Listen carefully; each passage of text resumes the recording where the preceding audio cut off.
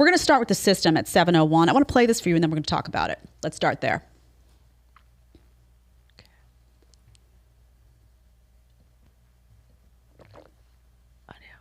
Two, which prevented me from posting.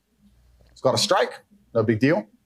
The next day, Meta took me down, deleted my Facebook and my Instagram.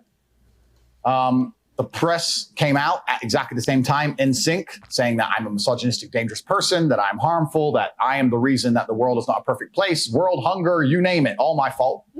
Attacked me across all of this. And I thought, okay, let me film a message that I can get out on my YouTube. My final message, which I don't know if you guys have seen, I ended up putting on freetopg.com. Let me film my final message explaining how this is unfair and unjust. We filmed it, we produced it, we got it all edited within 12 hours, head to toe ready to go, but we couldn't post it because of the YouTube strike. So we're waiting for the YouTube strike to expire. A few hours before the YouTube strike expires, guess what happened? They banned me from YouTube. Mm-hmm. Then they banned me from Discord. Then they banned me from Airbnb. Airbnb. They banned me from Stripe.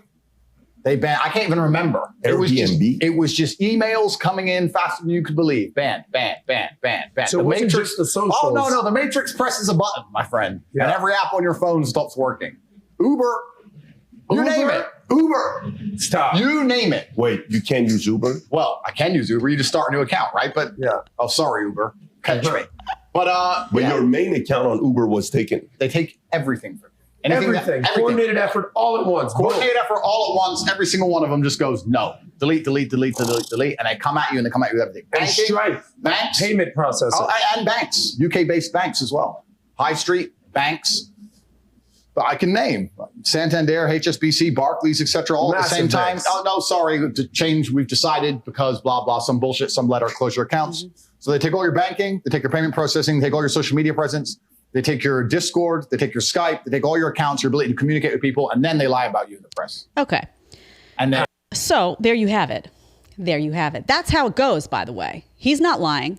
He has no reason, by the way, to lie about any of this information. He knows damn well everyone's fact-checking everything that he says at this point. But that's how it works.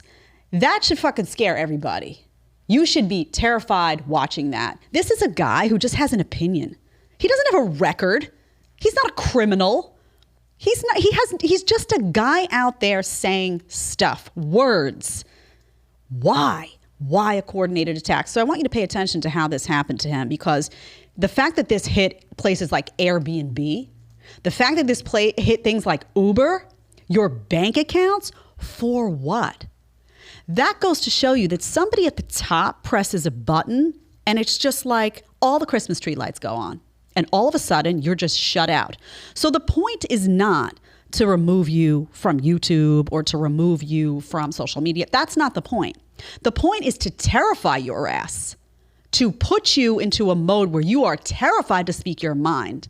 So they can then sit in their little office in Silicon Valley, being pat on the back, by the way, by big government. Oftentimes, government and social media go hand in hand in this country, and God knows what's going on in other countries. Let me speak for this one. Hand in hand, that coordinated messaging comes right from the top down. They sit and they watch and they say, did he learn his lesson? That is the goal. Did you learn your lesson? Did you shut up? Did you stop saying what you were going to say because it was dangerous to what they want to achieve? That is the goal. It's about striking fear into people. Because here's the thing. If they can strike fear into that guy, what chance do you have? You don't have as many followers as him. You don't have as much money as him. You don't have as much power and influence as him. I certainly don't. Not today. You certainly don't. I don't know who's listening to this. Maybe somebody out there is, I don't know. But this guy's pretty influential in this moment. So if they can strike fear into him and shut him up, you don't have a chance. That is how it works. Do you remember? Go back and look at COVID. The week that I showed up on The View, the week I showed up, naive as I was, and I went and I was going to share my story about why I didn't get the vaccine and why I felt that mandating an experimental drug for the population was outrageous. That was my perspective. I show up, and what did it get called? Misinformation. Go look at the news that week. That word was everywhere. That word was, you think that word just popped out of Sunny Hostin's mouth? No, honey. No, it didn't. That was a coordinated message that came from the top because they had to make everyone who was saying something different look stupid, look wrong, and look dangerous. They had to scare you, much like they tried to scare me off that show. Oh, let's shut down Jed and then people won't come on here and say that. Screw you, man. I was going to say my piece no matter what. And that should be your attitude when you hear this stuff. You have to resist this stuff. This guy is resisting it. This guy is saying you thought you were going to shut me up. Well, you didn't, because people still want to talk to him. He's over at Rumble now. He's saying, we're going to get to that he's got more views going on over there than he ever had on YouTube, because there is a marketplace for people who are tired of this shit. This is not about left or right, by the way. Some of it is. But a lot of it is about people who care about free speech. A lot of it is about people who want to step up and say, I don't agree with you, but I'm not willing to live in a world where I shut you up and then 5 years from now I say something you don't like and you shut me up, and that's our new reality. So what he's doing and what he's saying is really, really important here. It comes from the top down. If you think the Biden administration didn't play a role in that misinformation, you're nuts.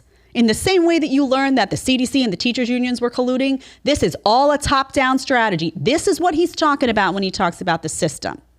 We talk about it here all the time. Big Hollywood, big tech, big government, boom, messaging. Where are the outliers? Let's find them. Let's shut them up. Refuse to be silenced and you won't be silenced. That is the message. Pay attention to what he's doing. If you like the short clip, you can catch another one here, or you can catch the full episode right here.